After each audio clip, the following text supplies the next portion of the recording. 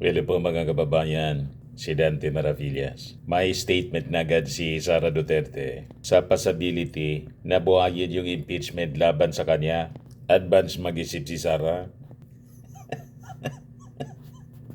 Kaya nag-react agad po si Party List Representative Antonio Tino. Kasi actually, yung mga Makabayan Black ang nagpaplanong i-refile. Kasi, di ba, yung mga Makabayan Black naman talaga yung nanguna, pati yung Akbayan, sa pag-file ng impeachment. Eh siyempre, hindi nangyari yung unang impeachment kasi nangialam yung Supreme Court. Hindi naman pwedeng palampasin ng Congress na after i-support ng overwhelming members, 215 yung pumirma sa impeachment ni Sara para mayakyat sa Senado. Kaya lang tinigbak po sa Senado.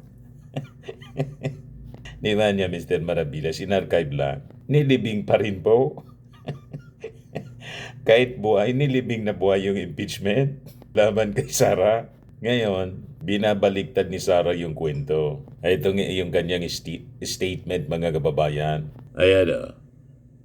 Mabilis pa sa kidlat si Sara sa pagpalabas ng statement po para siraan uli yung impeachment case laban sa kanya.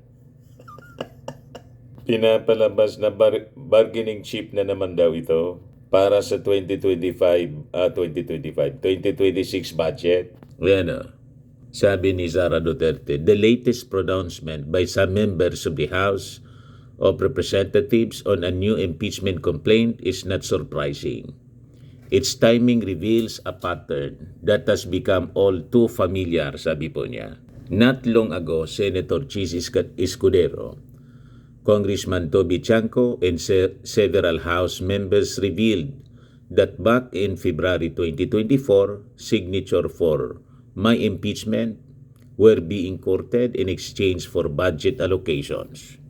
Their statements have unmasked the truth that the impeachment complaint against me was never really driven by principle but by price. Kung ang minimin niya po yung mga insertions po ng mga congressmen at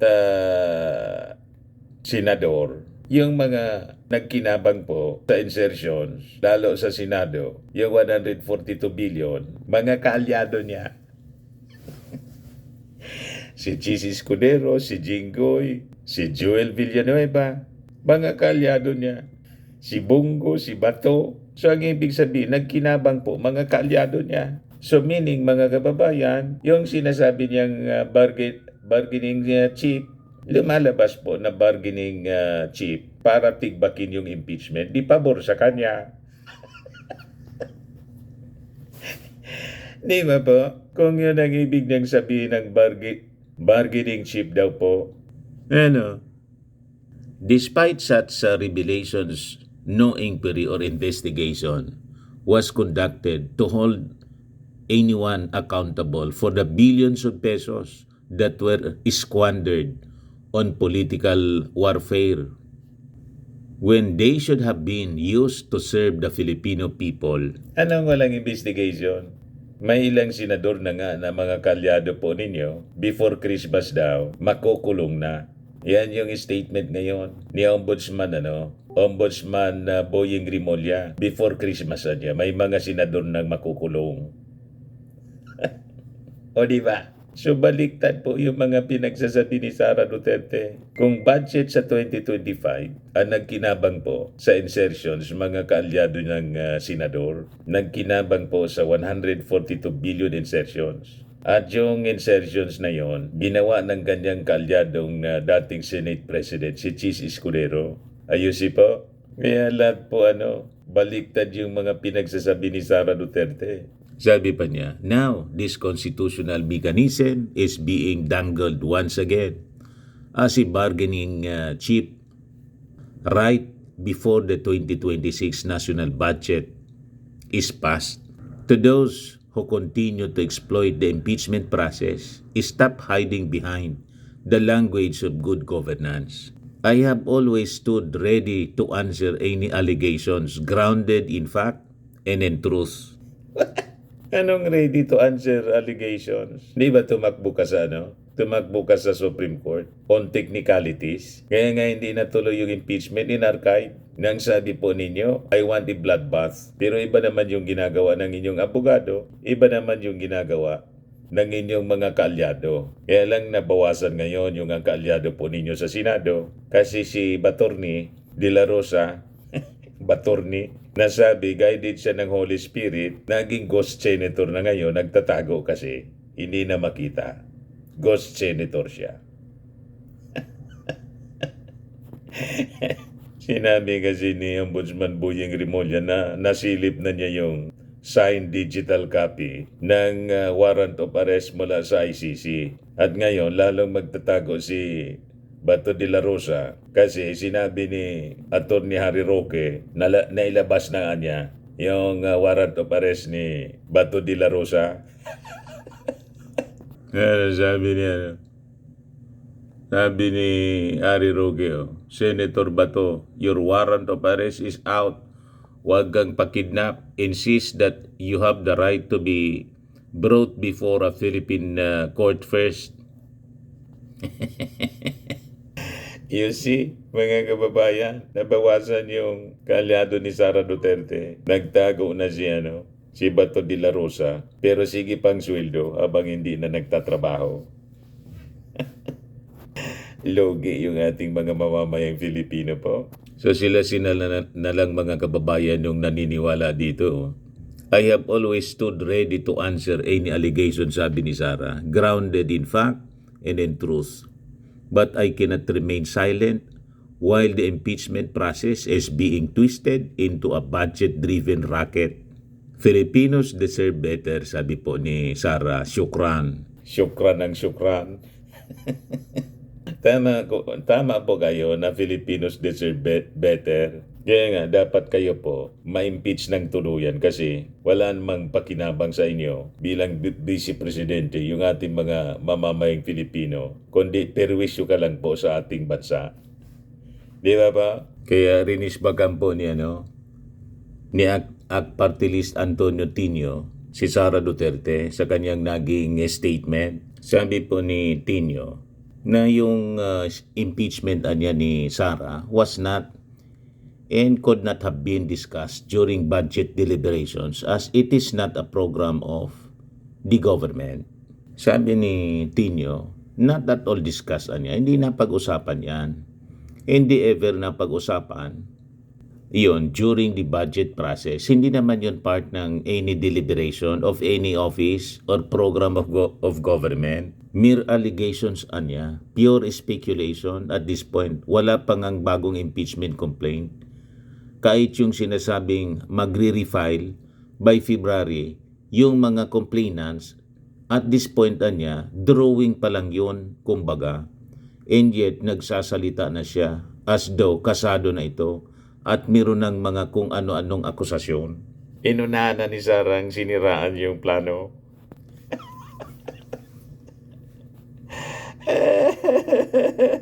Kaya sabi ni Tino, it seems niya that Duterte's objective is only to discredit any possible impeachment complaints against her. Dagdag pa niya na kahit anya yung mga grupo na gustong to pursue accountability are not sure if any filing will prosper under the new House leadership and composition. Sabi naman po ni Infra Committee Chair Terry Ridon, ito anyang 2026 budget is still under deliberations in the Senate. So I am uncertain about the basis niya nitong particular comment ni Sara Duterte. And to reiterate, impeachment proceedings are based on facts, evidence, and principle. It is not subject to bargaining. It is not subject to negotiations.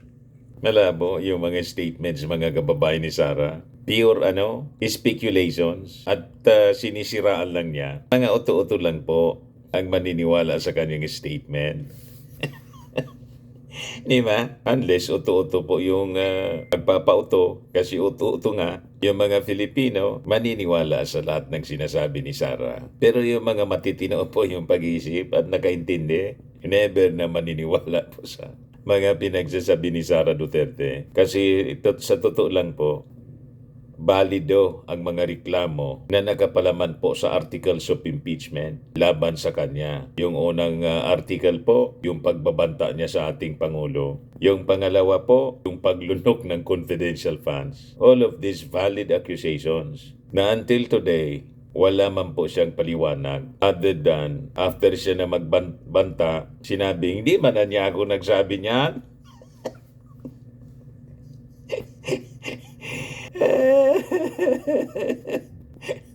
May ganun mga kababayan. I-recorded po yung mga kabuktutan niyang ginawa, pati yung ganyang pagbabanta. Ito si Sara. Pakinggan ninyo kung gaano siya kasinungaling. Assassination threat. Hindi to daw siya the president. Sila lang nagsasabi niyan. Sila lang nagsasabi may assassination. Sila nagsasabi may assassin, may gunman. Next po, GDP. Not say that. Sana. Huwag kang mag-alala, ma'am, sa security ko. Kasi may kinausap na ako na tao. Ganyan siya Sabi ko kasinungaling sa po. kanya, kapag pinatay ako, patayin mo si BBM, si Lisa Araneta, at si Martin Romales. No joke. No joke pa. No joke. Nagbilin na ako, ma'am. Pag namatay ako, sabi ko, huwag ka tumigil na hanggang hindi mo mapatay sila. And then he said yes. I did not make an assassination threat to the president. Matindi Sila lang po. nagsasabi niyan. Sila lang nagsasabi may assassination. Sila nagsasabi may assassin, may gunman. Next po, GDP. Not say that. Sana. Huwag kang mag-alala, ma'am, sa security ko. Kasi may kinausap Recorded. na ako na tao. Nandyan lang sa, sa Sabi ko YouTube. sa kanya, kapag pinatay ako, patayin mo si BBM, si Lisa Araneta, at si Martin Romales. No joke. No joke. Ganon. Kaya yung maniwala kay Sara, kapwa niya lang mga sinungaling ang maniniwala sa kanya. Di ba po? Ito, pakinggan ninyo itong tungkol naman ito po mga kababayan sa kanyang paggamit ng pondo sa DepEd. Ito yung pagtatanong ng napakagaling na congresswoman na si Jinky Luistro ng Batangas. Pakinggan natin siya, yung kanyang pagtatanong. To conclude, dito po sa dalawang Yan po. slides na ating ipinakita, if we will be anchoring our analysis on the programs of DepEd, it will appear that only 4,250,000 was spent for the counterinsurgency program, Mr. Chair.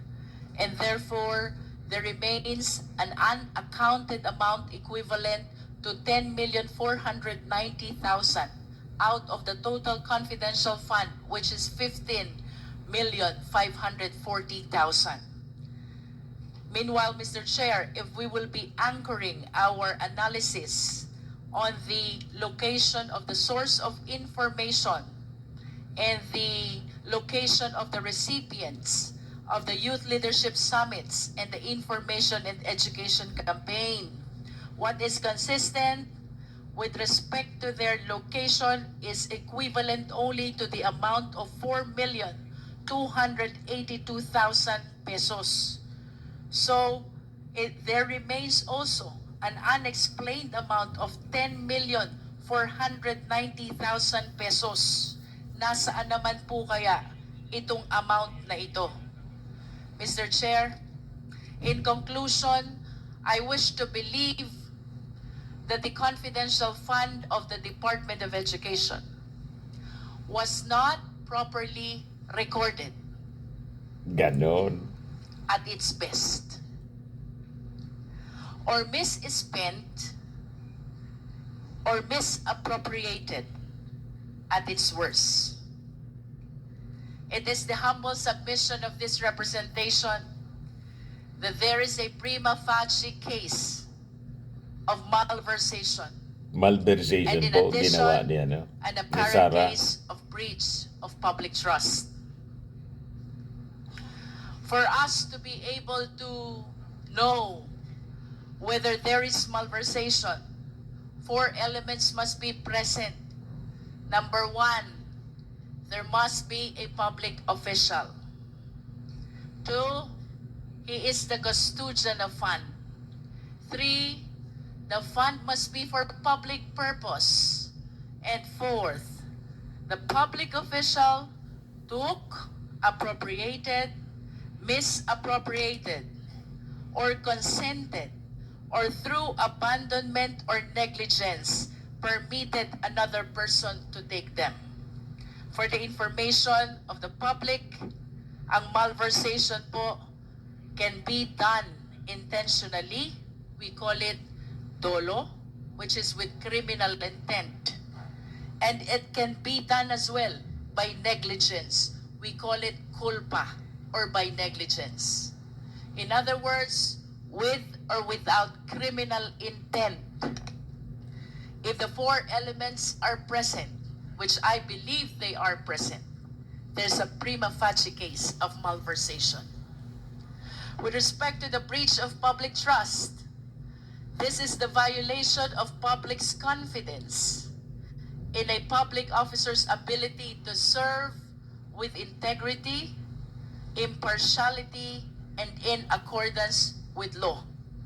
Public trust is mandated by no less than the fundamental law of the land. That is the Philippine Constitution. We wish to express our utmost trust and confidence to the 19th Congress of the Philippines in addressing the apparent infractions of our rules on malversation and breach of public trust. And to the Filipino people, Mr. Chair, rest assured that this committee will legislate the necessary laws to safeguard not only confidential fund, but all public funds. As likewise, we commit to recommend the filing of the necessary actions against people found liable for committing these infractions. Thank you, Mr. Chair. Malinaw, maliwanag pa sa sikat ng araw yung mga infractions, mga kababayan, violations sa batas na ginawa ni Sara Duterte. Malversation po. Malversation of public funds. Lahat ng ito ay hindi pa na nasasagot ni Sara Duterte kasi nilibing na buhay yung impeachment case laban sa kanya sa Senado. So kailangan talagang ma-refile yung impeachment case, articles of impeachment laban kay Sara Duterte. Pag expire po ng 1-year ban sa February 6, nagpaplano pa lang po na i-refile, dumidepensa na po si Sara Duterte. Sinisiraan na po yung Kongreso, sinisiraan niya uli yung mga congressmen na nagpaplano mag-refile uli ng impeachment case laban sa kanya. You see? So anyway, hintayin na lang po natin yung mga developments ng mga balitang yan. Yun lang po yung ating short video ngayon. Ako po si Dante Maravillas. Bye-bye po. God bless.